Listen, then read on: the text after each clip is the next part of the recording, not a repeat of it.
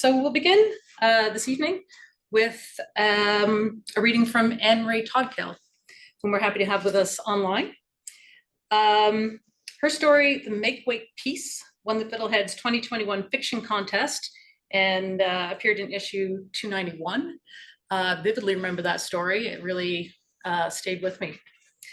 Her book of poetry, Orion Sweeping, which came out with Brick Books, was shortlisted for the 2023 Gerald Lampert Memorial Award for a first book of poetry by a Canadian.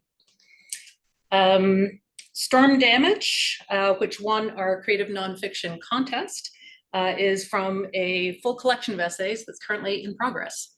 So please join me in welcoming Marie Todkill. Thank you very much.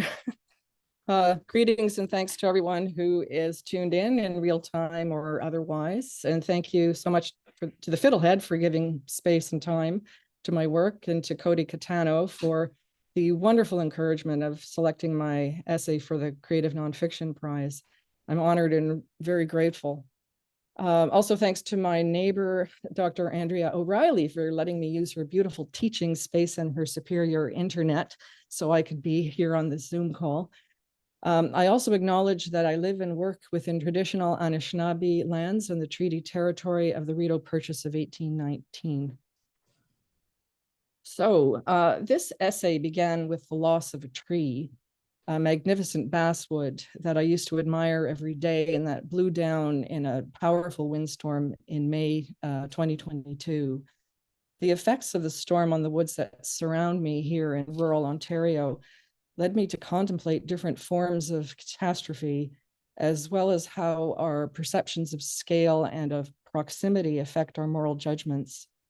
I'll pick up the story at a point where, looking at the damage, my husband and I climbed up to a high point of ground.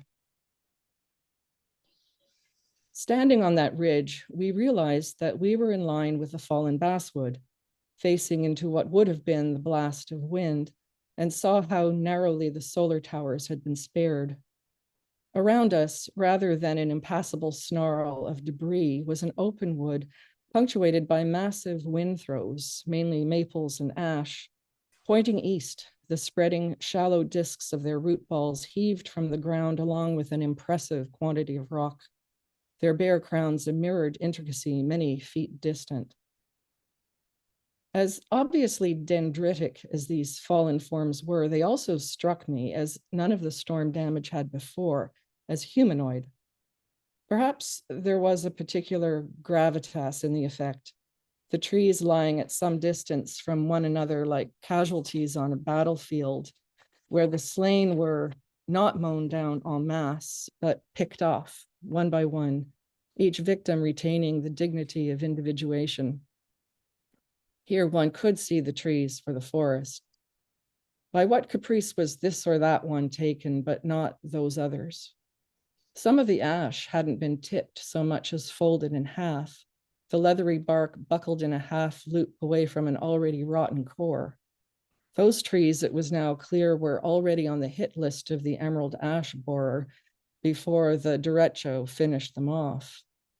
But the toppled trees, bodies of wood on that open ridge, got me thinking about the terror of being singled out in a general catastrophe, how it must feel to anticipate death in a time of crisis as a hit or miss matter of dire chance. In summer 1944, from somewhere in France, a young lieutenant in the Canadian Scottish Regiment wrote to his mother in British Columbia, asking for shaving supplies, socks, and light novels. He answered to his middle name, Kenneth. When I met him a few years before I married his elder son, he was in his 80s, and his memory of the war was reduced to a single anecdote about his fear of getting water in his boots during the landing at Juno Beach. But at the age of 22, he reported that fighting morale is at top pitch, and described how one might be in a slick trench in the rain with the mud oozing in and still feel relatively safe. This on a day, he writes, when 3 of us captured 12 Jerrys, including an officer. I made quite a haul, a set of binoculars, a Luger pistol, and a copy of Hardy's Under the Greenwood Tree in English. So in the next spell of shelling, I will have something to read. A later sequence of letters written from hospital refers to events in a grain field in Normandy. There was no cover, just open wheat fields with the grain cut and the occasional hedge. There, his platoon was quite a bit reduced. His mortarman dropped with a bullet through the head, and he himself was taken out of action by a good, clean bullet wound through the thigh. There was sang-froid in the doing. I told the reserve corporal to go ahead and fight the war, and bravado in the telling.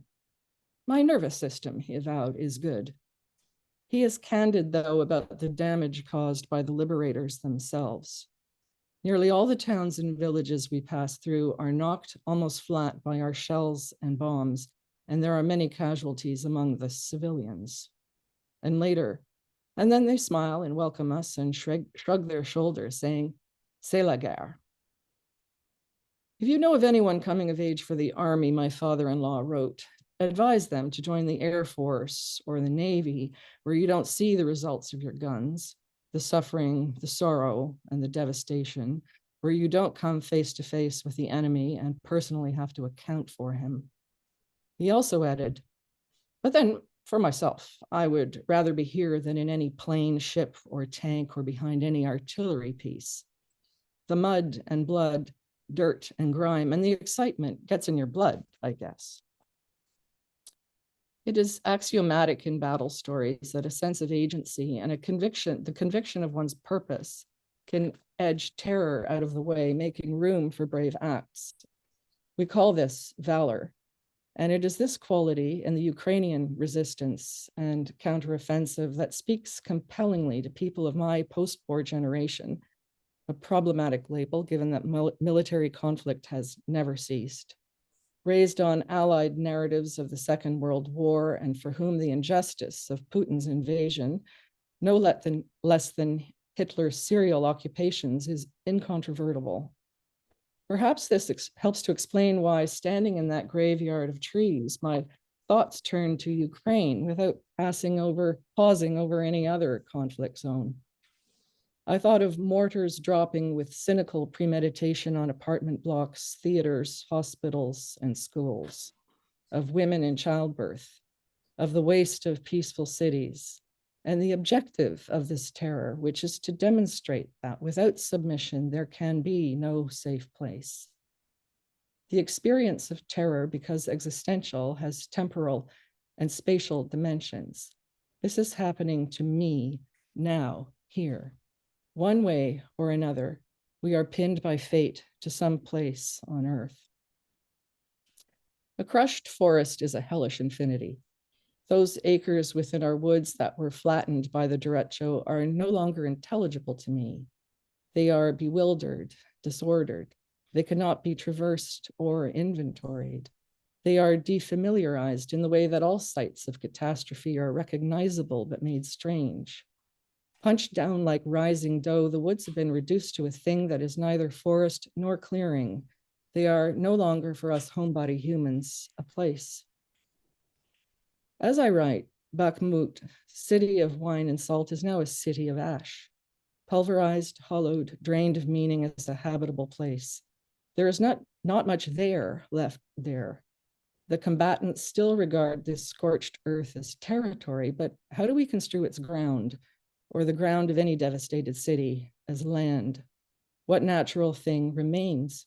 At what cost can the debris be disposed of, the soil decontaminated, the apartment blocks rebuilt? We are territorial, but primum, we are terrestrial. We are not meant for the moon or Mars. We are not meant to be giants like Gilgamesh. We are not meant to be immortal.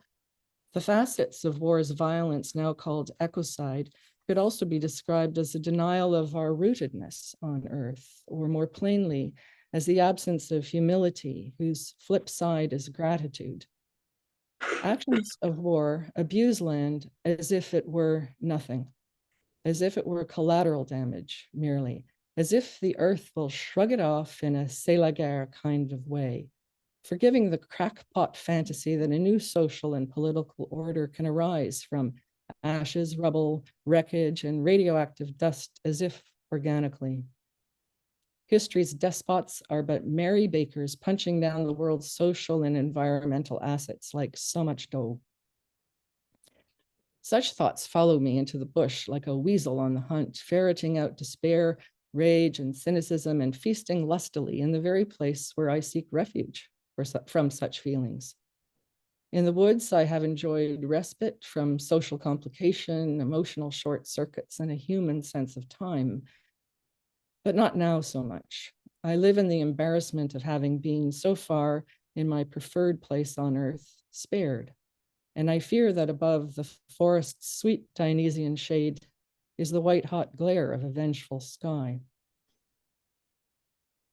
Later, I went up the ridge again to where the toppled ash and maple lie, armed with my camera and lenses, hoping to record their melancholic, monumental forms. The gigantic yet shallow root balls, the rock laid bare or hoisted up amid roots, flat sedimentary flakes and round granite boulders, the interleaved substrates of this region. But no focal distance did the trick for me that day.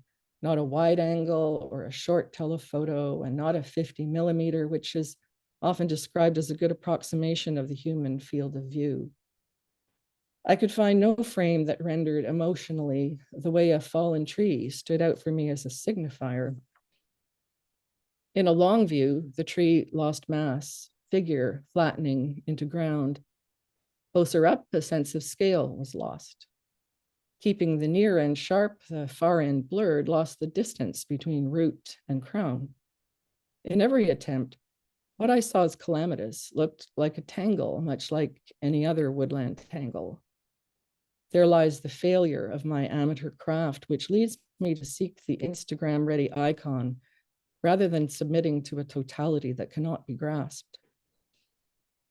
One day, soon after the storm, I lay down on the widest trunk of the wind-felled basswood.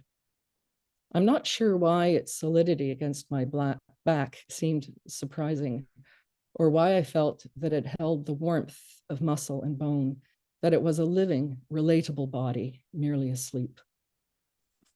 Thank you.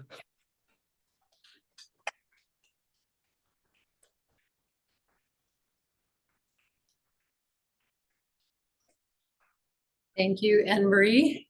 You navigated through that essay very nimbly. Thank you.